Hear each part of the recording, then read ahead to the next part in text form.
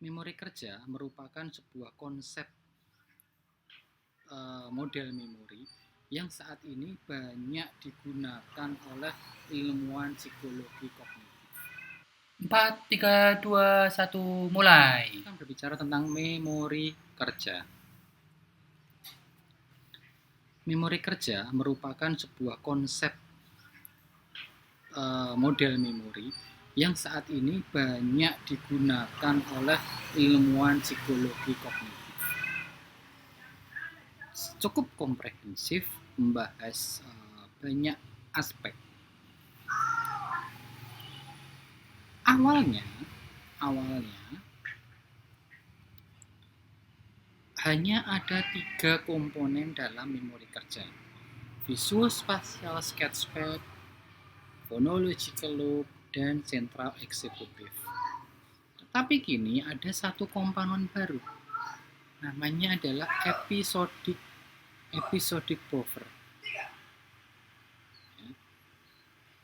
Kemudian, menurut pandangan atau konsep memori kerja yang baru, memori kerja keempat komponen ini ada relasinya dengan memori jangka panjang, baik itu memori episodik, memori semantik, atau memori prosedural. Tetapi saat ini yang paling banyak diteliti adalah memori episodik dan memori semantik, terutama visual, semantik, dan bahasa. 4 komponen: visual spatial sketchpad, chronological loop, episodic buffer, dan central executive. Yang pertama, visual spatial sketchpad. Salah satu dari 3 komponen awal dalam memori kerja. Komponen ini bertanggung jawab pada informasi visual. Semua informasi visual akan masuk, akan aktif, akan dinonaktifkan, dikembangkan, bahkan akan dihapus dari ingatan kita oleh komponen ini. Kita juga bisa mengatakan bahwa proses-proses sensasi dan persepsi informasi visual diproses dalam komponen ini.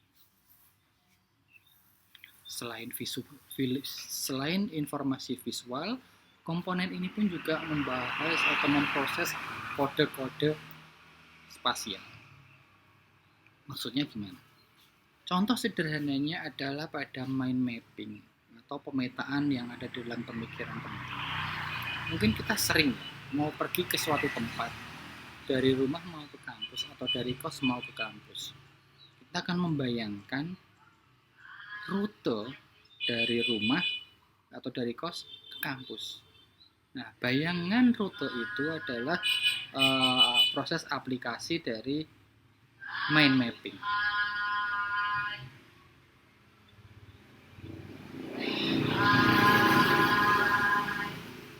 Komponen kedua, phonological loop, adalah komponen yang berfungsi sebagai pengolah atau pemroses informasi-informasi verbal.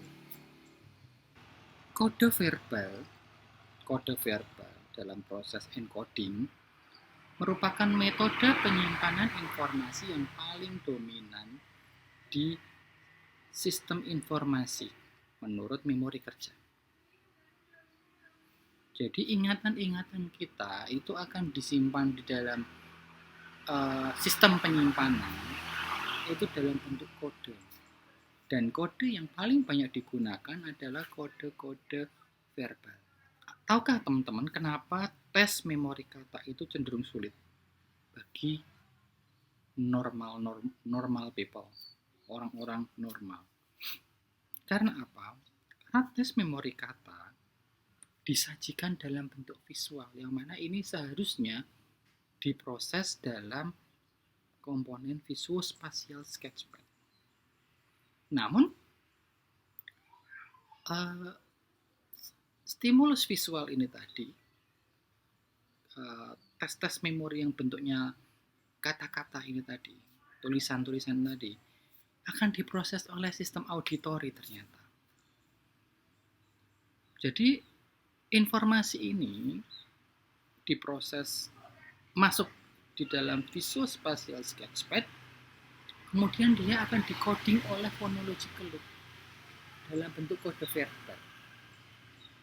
Jadi masuknya berupa visual, tapi penyimpanannya dalam bentuk verbal.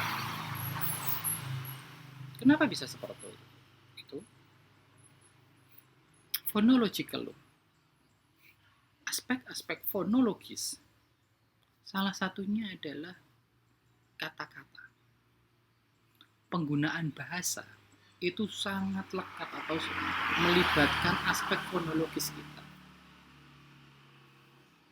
Nah, hal ini yang menyebabkan stimulus visual itu akan disimpan dalam bentuk kode-kode verbal. Nah, selain informasi verbal, phonological loop juga memproses informasi auditori. Karena apa? Karena sistem auditori pun juga mengandung unsur-unsur fonologis. Menurut Bedley, ada dua efek fonologis yang terkait dengan sistem memori. Yang pertama adalah phonological similarity effect sama word length effect. Yang pertama, kemampuan mengingat kita akan dipengaruhi dengan kata-kata yang memiliki pelafalan sama. Saya agak bingung untuk mencari contohnya dalam bahasa Indonesia, tapi dalam bahasa Inggris kita bisa menggunakan kata bad, buruk, sama bad, kelelawar. Dua kata berbeda mempunyai pelafalan yang sama. Ini mempengaruhi sekali sistem ingatan kita. Yang kedua adalah word length effect. Lebih sulit mengingat kata-kata yang panjang dibandingkan kata-kata yang pendek. Maksudnya kata panjang dan kata pendek itu apa? Suku apa ya itu? Silabelnya itu, suku katanya lebih sedikit. Jadi akan lebih mudah mengingat deret angka dengan suku kata berjumlah 2 dibandingkan suku kata berjumlah 3. Tapi di Indonesia kebanyakan sebuah kata itu terdiri dari minimal 2 suku kata. Nah, menghafalkan 3 suku kata itu lebih susah dibandingkan menghafalkan 2 suku kata. Komponen ketiga adalah episodic buffer. Komponen ini baru muncul atau baru diajukan pada tahun 2000. Fungsinya adalah pengikat. Pengikat informasi-informasi yang masuk ke visual spasial dalam bentuk informasi visual sama informasi yang masuk ke phonological loop yang berupa auditory atau verbal itu kemudian diikat jadi satu sebagai satu buah informasi, bukan 2 buah informasi, tapi 1 buah informasi. Contohnya apa? Contohnya kita lagi nonton konser musik, kita akan atau ngobrol sama orang. Stimulus visual akan diterima oleh visual spatial sketchpad. Potongan rambut orang yang sedang kita ajak bicara, bajunya, situasi lingkungannya. Sementara apa yang dia sampaikan, apa yang kita obrolkan akan disimpan oleh phonological loop. 2 informasi diikat menjadi 1. Ini episodic buffer tugasnya adalah pengikat. Kemudian ada satu komponen penting namanya central executive. Dia adalah manajernya dalam sistem memori kerja. Dia yang akan mengatur lalu lintas informasi.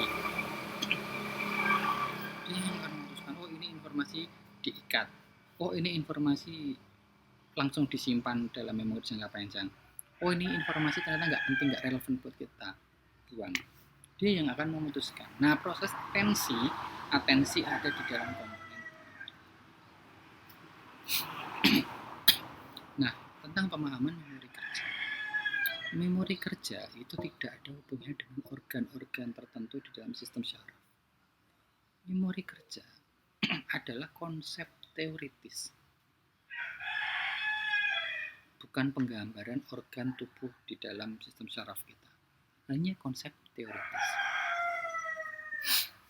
Tetapi penelitian-penelitian masa kini, penelitian menggunakan digital imaging itu mendukung, cukup relevan dengan teori memori kerja. Ada beberapa bagian dari otak yang aktif pada seluruh proses memori, hipokampus. Namun ada juga yang aktif pada stimulus-stimulus tertentu.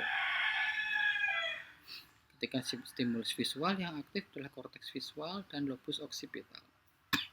Sementara auditori yang aktif adalah korteks auditori dan lobus temporal.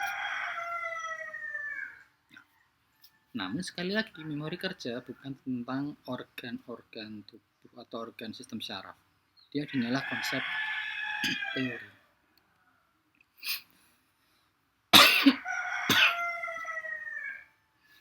Nah, memori itu banyak yang mengatakan sebagai proses kognitif yang paling penting. Sensasi, persepsi, atensi, kemampuan bahasa, sama pengetahuan. Ini terlibat dalam proses memori. Kemudian memori juga ada kaitannya dengan kecerdasan.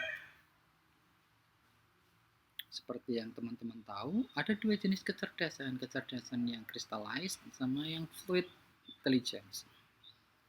Kecerdasan yang sifatnya udah beku, udah gawan bayi, sama kecerdasan yang cair, bisa dikembangkan, bisa juga berkurang. Nah, memori kerja mendukung konsep itu. Sebuah memori yang sudah tersimpan dalam long term memory itu digambarkan sebagai sebuah pengetahuan yang sudah kristal, sudah melekat. Sementara informasi yang masuk melalui visuospasial, sketchpad, dan phonological loop itu adalah informasi atau pengetahuan-pengetahuan yang masih fluid. Dia bisa hilang, bisa datang lagi, bisa hilang, datang lagi. Kemudian dengan proses tertentu dia bisa tersimpan dalam long term memory dan menjadi sistem yang crystallized. Nah, ini fotonya Ellen Bedley dan ini dua buku. Saya belum menemukan buku Ellen Bedley yang sudah diterjemahkan dalam bahasa Indonesia. Jadi keduanya masih bahasa Inggris. Nah, ini yang buku Exploring Working Memory ini berisi ringkasan-ringkasan peneliti buku-buku tulisan-tulisan dia dari tahun 70-an sampai yang paling baru. Oke teman-teman, dari saya itu terima kasih, selamat siang, assalamualaikum warahmatullahi wabarakatuh.